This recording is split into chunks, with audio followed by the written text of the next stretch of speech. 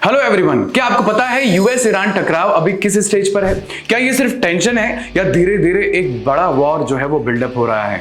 अभी की current situation को समझते हैं तो देखिए ये फुल स्केल वॉर नहीं है, लेकिन शैडो वॉर और प्रॉक्सी कॉन्फ्लिक्ट लगातार यहां पर चल रहा है। क्या हो रहा है आइए समझते हैं एक सिंपल ग्राउंड पर। मिडिल ईस्ट में टारगेटेड अटैक्स और काउंटर अटैक्स देखने को मिल रहे हैं। ईरान बैक्ड ग्रुप्स और यूएस इजराइल अलाइज के बीच में क्लैशेस बढ़ रहे हैं और मिलिट्री बेसिस और स्ट्रैटेजिक लोकेशंस पर स्ट्राइक्स हो रहे हैं। यानी सीधी जंग नहीं है, लेकिन इनडायरेक्ट कन्फ्रंटेशन लगातार बढ़ रहा है। अगर मेजर एक्शंस और डेवलपमेंट की बात की जाएगी तो यूएस ने रीजन में अपने मिलिट्री प्रेजेंस बढ़ाए हैं।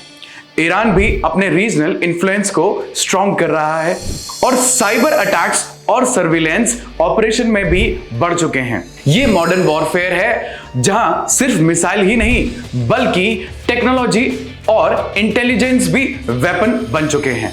अगर इस बात को ग्लोबल इंपैक्ट की बात की जाए तो शिपिंग रूट्स अनसेफ हो रहे हैं, ऑयल टैंकर्स पर थ्रेट बढ़ रहा है। कई देश एडवाइजरी जानकारी की है पर कई देश की एडवाइजरी यहां पर जानकारी आ नहीं रही है।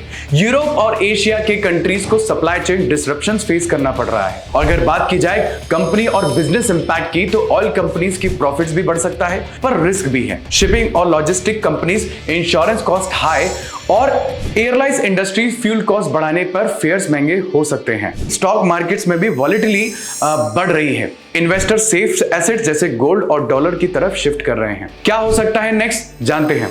अगर सिचुएशन कंट्रोल में है तो ये लिमिटेड कॉन्फ्लिक्ट रहेगा, लेकिन अगर डायरेक्ट हमला हुआ तो ये फुल स्केल वॉर ट्रिगर हो सकता है। क्या आपको लगता है बताइएगा जरूर, क्योंकि सबसे बड़ा रिस्क एक छोटे सा एस्केलेशन है जो बड़े वॉर में बदल रहा है। क्या आपको लगता है इस बारे में जरूर बताइएगा कमेंट बॉक्स में। मैं आपका दोस्त आपका मित्र, फॉलो करिए judiciary gold. Thank you so much.